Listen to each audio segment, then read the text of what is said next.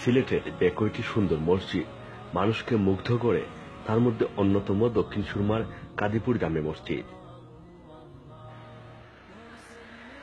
এই মসজিদটি ইতিমধ্যেই সবার নজর কাটতে সক্ষম হয়েছে।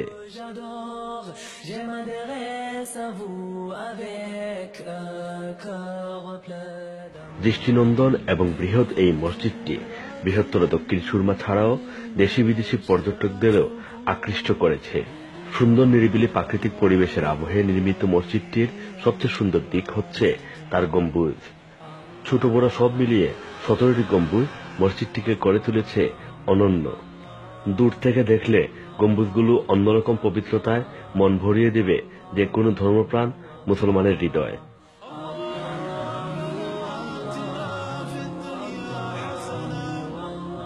সিলেটে এত গম্বুজওয়ালা মসজিদ আজকাল চোখেই পড়ে না।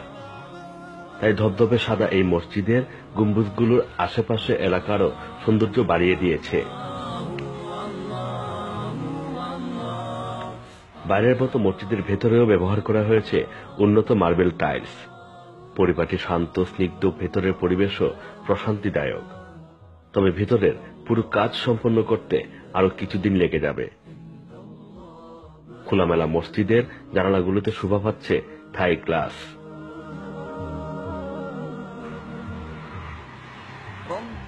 মসজিদের প্রাকৃতিক পরিবেশও বিবাহিত করার মতো।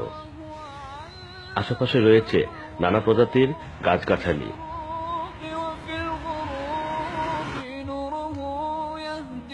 দূরের খোলা হাওরে রয়েছে ফসলি জমি।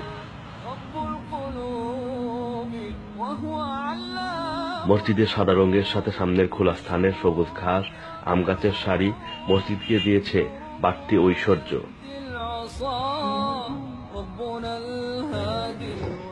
মসজিদের পাশেই রয়েছে ঈদগাহ ময়দান। প্রতিদিন 5 ওয়াক্ত নামাজে বিপুল পরিমাণ মানুষের সমাগম ঘটে এই মসজিদে। আশপাশে এলাকার মুসল্লিরাও জুম্মার নামাজ আদায় করতে প্রতি শুক্রবারে ছুটে আসেন এখানে। ফলে অন্য দিনের চেয়ে জুম্মার নামাজে নামাজের সংখ্যা বেড়ে যায়। স্থানীয় মুসল্লিরা মনে করেন নামাজের পাশাপাশি মসজিদের মাধ্যমে একে অন্যের সাথে প্রতিদিন 5 বার দেখা হয়, কুশল বিনিময় হয়। এই দেখা হওয়াটা ইতিবাচক সমাজ গঠনে বিশেষ ভূমিকা রাখছে। কারণ মসজিদে এসে একে অন্যের প্রতি মার্জিত ব্যবহার, শোভনীয় আচরণ সমাজে শান্তি প্রতিষ্ঠা করে। আমরা গ্রামের সব মানুষ মিলেমিশে আমরা চললাম এবং প্রতি ওয়াক্ত নমাজও মুসল্লানে গ্রামও আইরা, এরপরে বাইরেও আইরা, এরপরেও বিবাহ অনুষ্ঠানও যারা আই যায় অনেক সময় অনেক বিবাহের অনুষ্ঠানের মানুষ ওইখানে প্রায় 1000-এর উপরে মানুষ আমরা মসজিদের জায়গা হয়। এই মসজিদটা আসলে আমরা গাঁওরে খুব একটা ইউনিটি ধরে রাখছে। সকল আইন বাড়া গেলে বহুত মানুষ মসজিদ দেখে মসজিদে আমায়। বর্তমানে আমাদের গ্রামে যারা মুরব্বিয়ানরা আছেন সবার মধ্যে একটা ইউনিটি আছে, একতা আছে। যে একটা সিদ্ধান্ত হয় সবাই মিলিয়ে আমরা যে সিদ্ধান্তটা নেই, আমরা পুরা গ্রামবাসী একসাথে নেই সিদ্ধান্তটা, এবং এই সিদ্ধান্তটার মাঝে কোনো ধরনের দ্বিমত থাকে না। এবং যারা প্রবাসীও আছেন আমাদের গ্রামের সবাই আমাদের এই গ্রামের সিদ্ধান্তটাকে উনারাও মেনে নেন।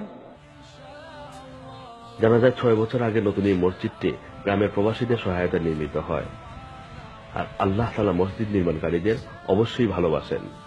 রাসূলুল্লাহ সাল্লাল্লাহু আলাইহি সাল্লাম বলেছেন, যে সকাল বিকাল মসজিদে যায় প্রত্যেকবার যাতায়াতের বিনিময়ে জান্নাতে তার জন্য একটি ঠিকানা তৈরি করা হয়।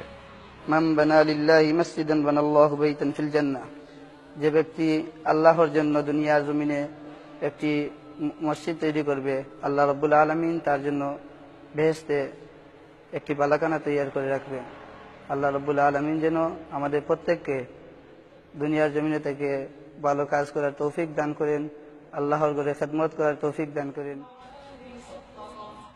পবিত্র কোরআনে আল্লাহ তাআলা ইরশাদ করেন, তারাই তো আল্লাহর ঘর মসজিদ আবাদ করবে যারা ঈমান আনে এবং সালাত কায়েম করে।